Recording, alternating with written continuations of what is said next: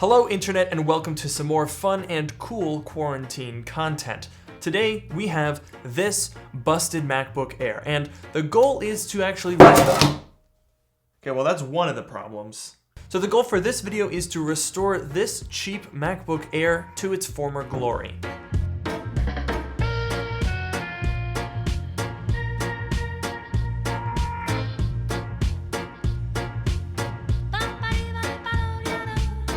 Today's quarantine content is sponsored by Privacy. With Privacy, you can buy things online with virtual credit cards instead of real ones, protecting your identity and bank information on the internet.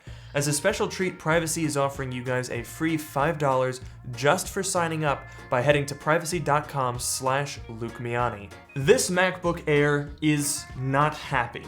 As you can see, it's not in the best cosmetic condition, but more noticeably, the trackpad and the display are very much shattered. In addition to that, the battery does not work at all, and this computer is missing the SSD. But crucially, the logic board works. So we're going to repair this computer to its former glory.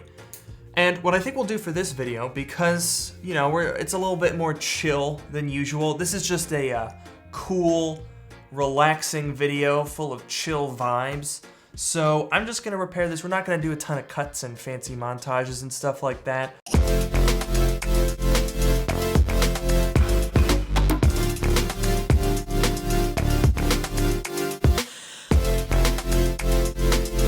Stop it, stop. I know that you just cut to a montage. Anyway, so the goal is we're just gonna repair this thing. It's been a couple years since I've worked on a MacBook Air. I've never fully disassembled one, and I'm sure there's an iFixit guide for it, but I haven't looked at it. We're just gonna kind of figure it out. The nice part is, at least from the inside, the logic board is fine, so we're just replacing like everything else. Now I know some people are probably thinking right now, well, hey, you're replacing everything but the logic board, so why would you not just buy a different computer or just buy the logic board? Well, as you'll see when we start repairing this, there are parts that we're gonna salvage beyond just the logic board that would add extra expense if we were to do this. And plus, this MacBook Air was like $100, so that's not a lot of money even if I were just using the logic board on its own, because these logic boards are like $150. I say these logic boards without saying what it is. This is a 2013 MacBook Air, 13-inch base model, 4 gigs of RAM, nothing special, but you know, hey, that's all right. Okay, so the first thing that we're gonna do is start working on getting everything disconnected. One of the things that I like to do when I'm working inside a computer such as this is I'll start by disconnecting all of the various connectors. So we have this little interconnect board. We're just gonna start by peeling that off, and obviously we're gonna need that. This is something that you wouldn't get if you just bought a logic board on its own.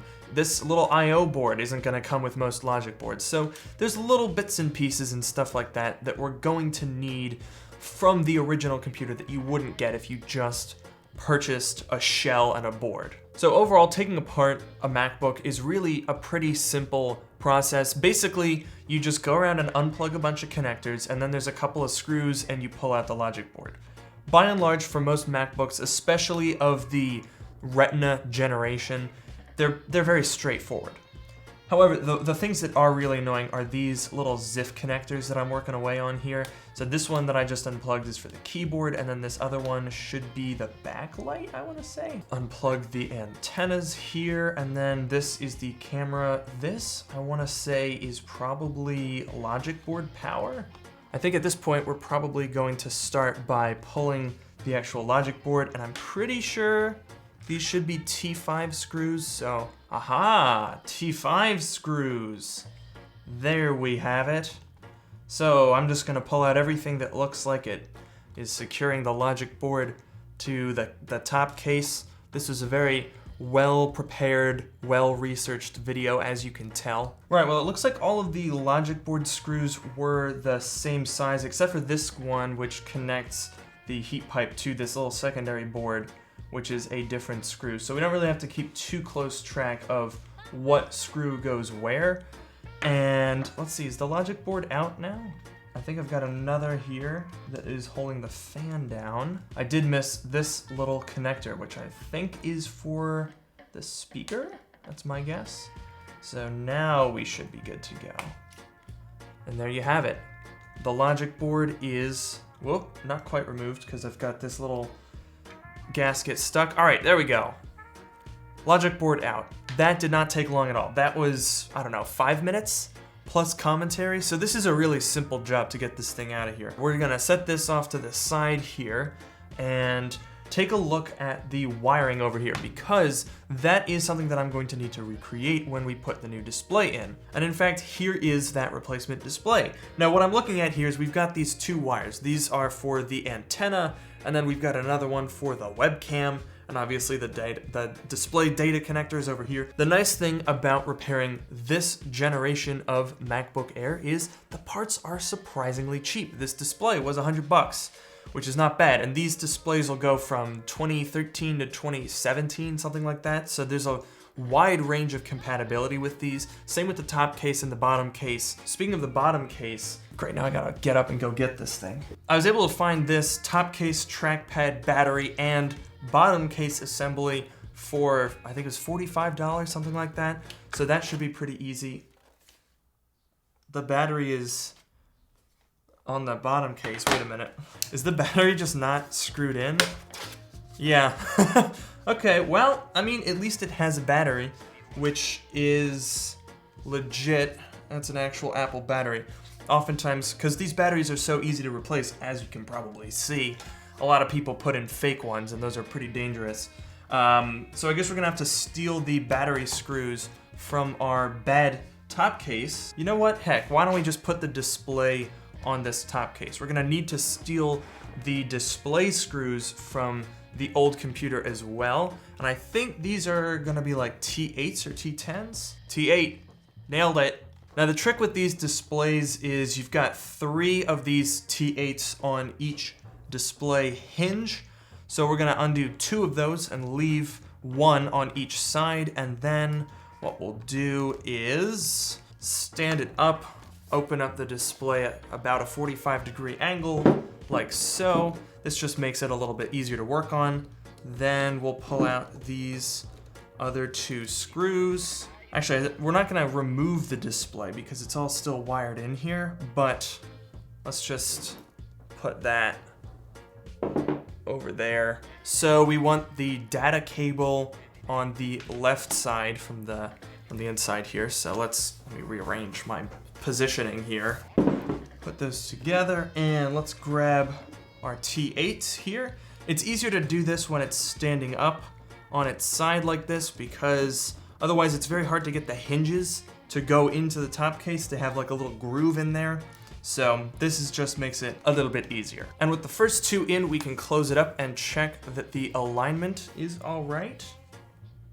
Looks good to me. Right, well, this seems as good a time as any to talk about Privacy.com, today's video sponsor. They've sponsored the channel a bunch of times in the past, and I have to say, they are one of the services that I use all the time. With Privacy, you can use virtual credit cards instead of putting your real information at risk. And this is useful for a whole bunch of situations. I recently just renewed my debit card, which means like crazy, every single thing that has a recurring payment is going, oh my God, you gotta update your billing info. It's a real pain. With Privacy, you can do that a lot more easily because every different account can have a recurring payment that's all set up. And then if you need to make any changes, you just change the way Privacy bills and everything is solved. And apart from that, Privacy is great because it keeps your information safe. It seems like every week there's a new story about a data breach where credit cards and billing info and all that sort of stuff gets leaked. But with Privacy, those cards aren't traced to you, so it's a lot easier to stay safe and secure. Regardless of which version you decide to sign up for, you can head to privacy.com/LucaMiani in the link below and get a free $5 just for signing up. All right, so now we've got the good display firmly attached to the good top case, and now we need to transfer over all of the other parts and put the logic board into here.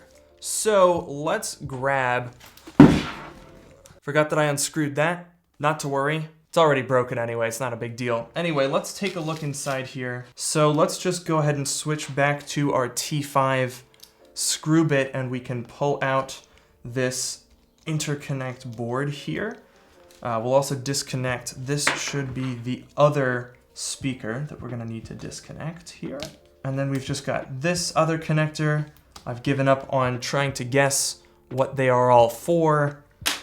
And that should be our little interconnect board. Look at that, how cute. So this board has the MagSafe USB and the headphone jack. And we're gonna go ahead and switch this into the rest of the case. The hardest part about working on a MacBook is reassembly, because there's all these little tiny connectors. Like you can see, we've got these little baby boys over here. This one actually I think is the microphone, that's what that is. The speaker, we've got all of these little fellas down here, and there's always a little connector that gets stuck under something. So you gotta double check your connectors. That's a catchy phrase that I just came up with. Double check the connectors. Then we can go ahead and screw the IO board back in, and we'll just go ahead and reconnect those little connectors. God, these things are annoying. Okay, time to move on. I believe we are ready for the logic board, so let's grab it. First, I'm actually gonna put in the SSD. Now, normally you can use any NVMe SSD, but I bought a legit Apple one just because they tend to be a little less buggy. Some NVMe drives can have issues with sleep-wake, and if you're using it for yourself and you can put up with it, it's fine. It's really not that big a deal. But if I'm gonna sell this computer, I'd rather have the original drive, because eBay buyers can be a real pain. If you have anything that's not standard, they'll start freaking out. Now this is the tricky part here, because we've got so many little connectors that have to not get trapped underneath the board. That's where the real pain and suffering of these repairs comes in.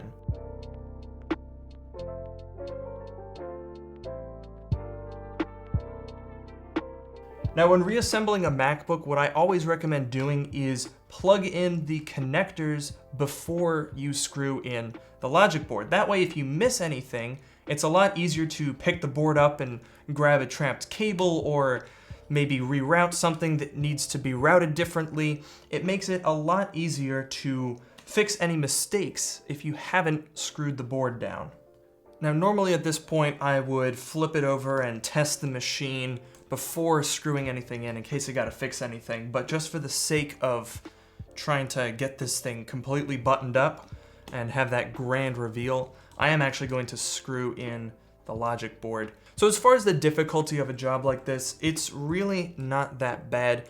Everything can be done with a T5 screw for the interior, except for the T8s on the hinge, and then you need a pentalobe P5 screw to get the bottom case screws on and off. So those are the bits that you would actually need to accomplish this job. But as you can see, the complexity and the level of involvement is pretty low. It's not as complicated as something like the Mac Pro or an iMac. Anything with an exposed power supply can be a little bit more dangerous, but something like this is really, really simple, and you can probably do this whole repair. Took about 25-30 minutes, so it's really not that bad.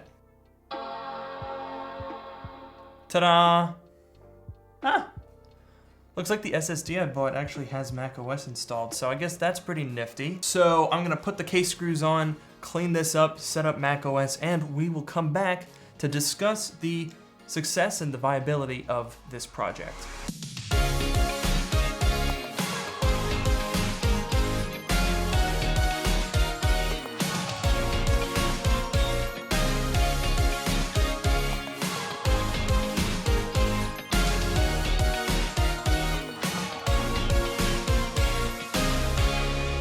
So as you can see, this MacBook Air is looking significantly better than it was, say, an hour ago. It really didn't take very long. These things are super simple and very straightforward to repair. In fact, if you're looking to get into repairing MacBooks, this is a great place to start. These things are super simple, super cheap. The parts are not that expensive. You can get like older 11-inch MacBooks of this generation for under $200 pretty easily, and it's a great way to sort of get some experience in repairing an older MacBook. So I definitely recommend this generation as a way to get started learning about how Macs work and taking them apart. So while this was definitely a fun way to spend a quarantine afternoon, was this actually a viable way of getting a cheap MacBook Air? Well, All told, it was about $265 to get this machine up and running as you see it here in very good condition, 200 battery cycles. I don't think it's necessarily an outstanding deal. You can definitely do better, but it was definitely not a bad deal. Now, I've never been a huge fan of the MacBook Air, at least until the Retina generation has been out for a little while. These were way too expensive. 2 years ago, something like that, this would have been probably a $500 laptop, which would have been outrageous. But now the prices have come down, and I think they're actually pretty interesting. So for $200 to $300, this is an interesting alternative to something like a unibody 13-inch MacBook Pro, because those unibodies are definitely good value. They've got upgradable RAM and storage and stuff like that, which is definitely a benefit, but this MacBook Air is hugely thinner, a lot lighter, much better battery life. It feels a little bit more modern. You know, NVMe SSDs are definitely faster than SATA. So there are definitely some advantages to a MacBook Air such as this when compared to a unibody MacBook Pro, especially now that those prices have gotten a lot closer together. There's one other thing that's also quite interesting, which is that because the MacBook Air didn't change for so long, pretty much 2012 to 2018, you can actually swap, this is the base model 2013, you could swap in a 2017 logic board with a Core i7, 16 gigs of RAM, and obviously you can upgrade the NVMe SSD yourself. So there is, weirdly, in a strange, almost twisted way, an upgrade path for this computer, although you do have to upgrade the whole logic board. But regardless, don't expect any of these Airs, even the 2017 ones, to be powerful. Here is a Geekbench run of this computer.